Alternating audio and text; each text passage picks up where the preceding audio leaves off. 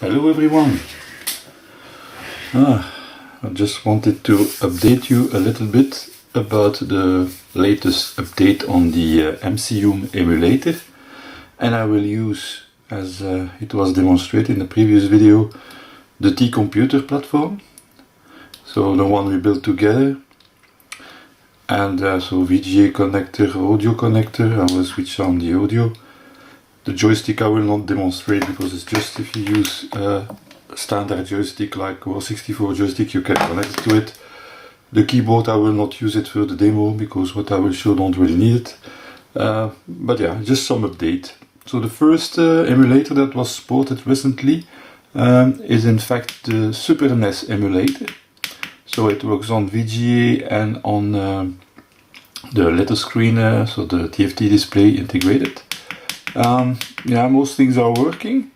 I will not play too long because I'm not really very good in playing these games, even if I had in the past a SUPERNES myself.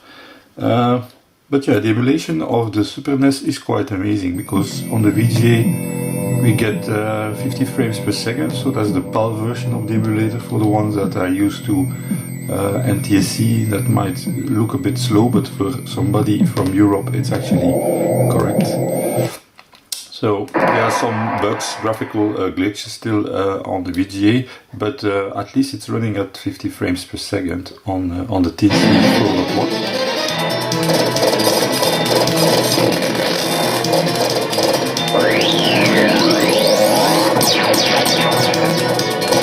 It's actually quite impressive to see such an emulator running. Not everything is emulated, so some games like Virtual Fighter will not work. But I will try another one of my favorite, which is let me try, yeah, Ghost and Ghost. It's actually a very nice game. Nice Capcom game. Also their sound. I will keep the intro running just to show you that everything is quite smooth. Mode 7 is also running quite okay.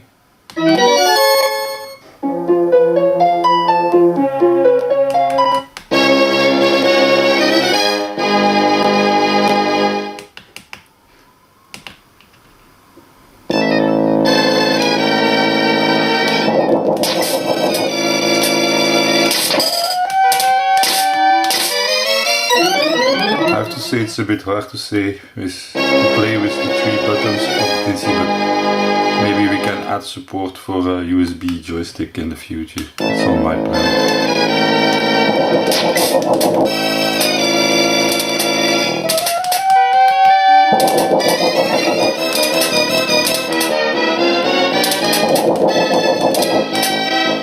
It's also difficult to play currently because my screen is 90 degrees, so it's not easy for me to play.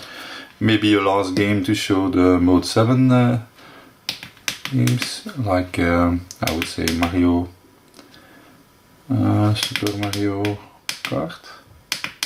No.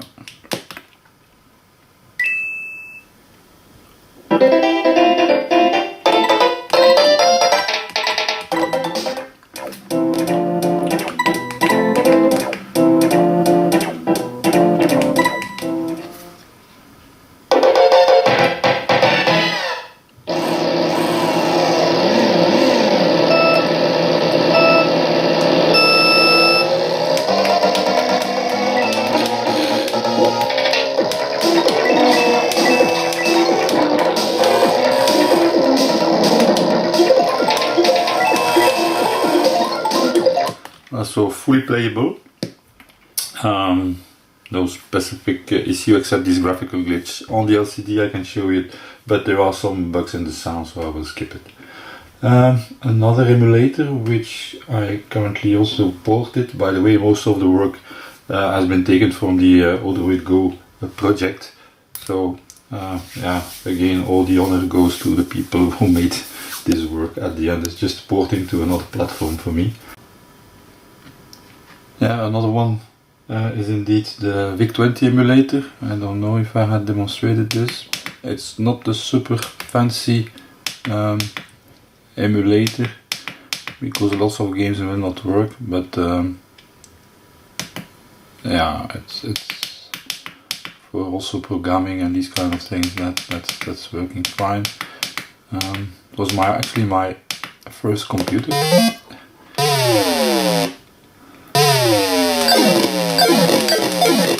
A bit too fast, but it's running also with sound. So Vic20, you can of course use it directly with the keyboard of the MCU. So if I would just select such a thing, you can of course start typing whatever you want. That's the Vic20. Then what do we have else? April 2 I already demonstrated, I think. It's based on these iProject.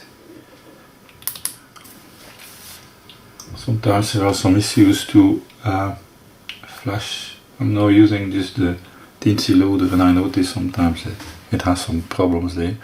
So that's the April 2 emulation. Yeah, let's try Shoplifter. Don't know if it will work or not. What do we have there? Star Blazer, Shoplifter. Let's try C.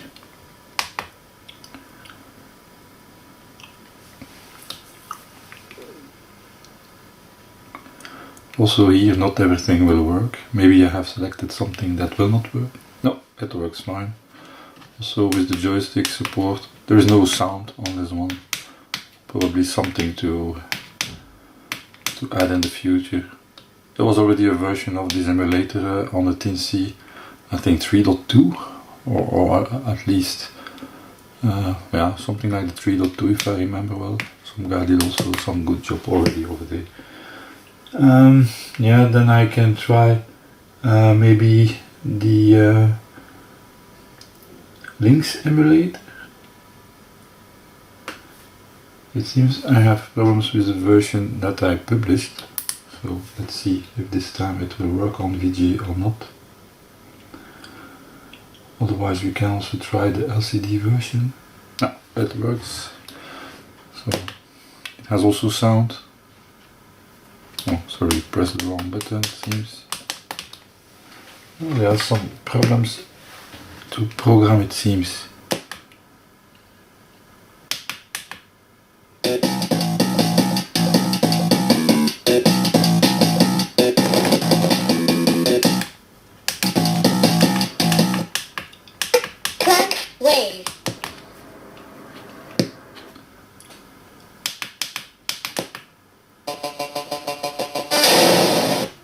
Sound is a bit weird.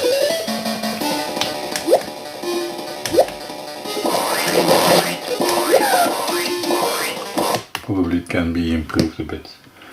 So yeah, so the most impressive, I would say, remains for me, of course, the SUPERNES emulator. That was the major, actually, milestone. I can also show Doom, but that was already shown in the previous video.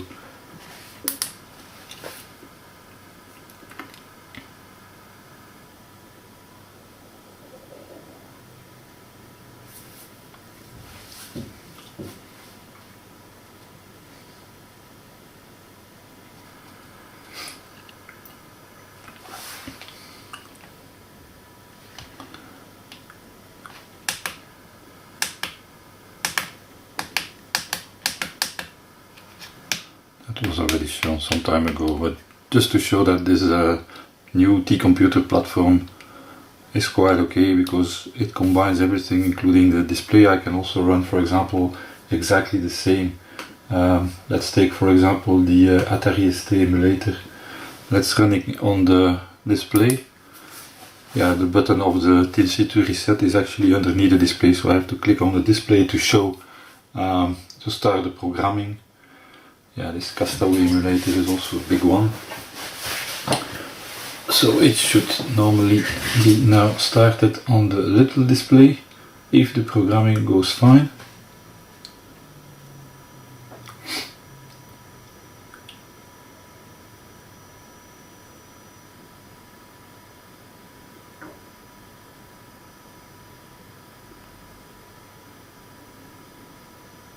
It's a big emulator because it has this Musashi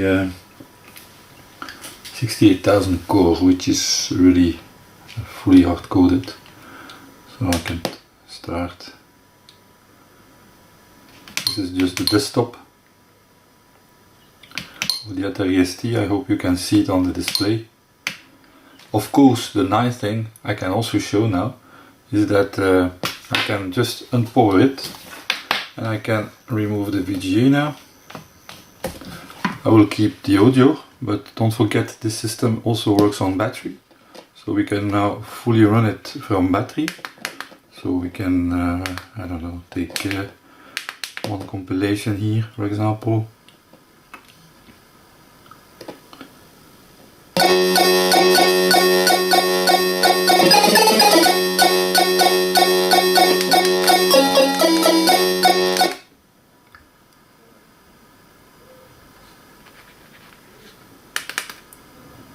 Need to press T. I can even try this trainer.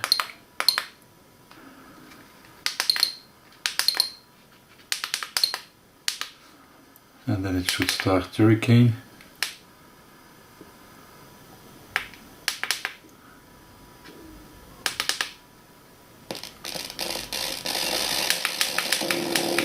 Yeah, sound from the Atari ST has always been a bit tricky.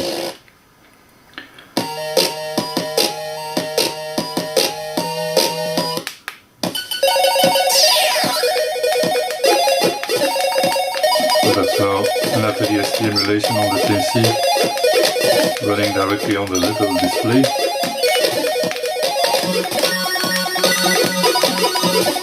We have the Amiga emulation. I already showed you. Everything runs on this T-CCOMPUTER now. I'm quite happy of the T-CCOMPUTER. I would say the quality of the VGA could be better. But okay, it's my first project actually to create a PCB, let's say in a more professional way. So I would say I'm quite happy with it. And in this one you can also see the small keyboard. So from what we have seen from the building of the T-CCOMPUTER, here I just also published the STL file to allow you to print the full keyboard. It's just a small part at the bottom that you need to actually glue with double side tape, and that gives a better feeling than directly clicking. And these are just some strips that I have glued on it to be able to recognize the keys. It's not fantastic, but it's again a do-it-yourself project. I have published everything on the website now, so I hope some people will have fun with it. Again, the VGA on a small screen like that is okay, but on a big screen for some reason I get some disturbance. So we'll see how we can improve that in the future. That's it for the video. I hope you enjoyed, and yeah, see you in the next project. Bye bye.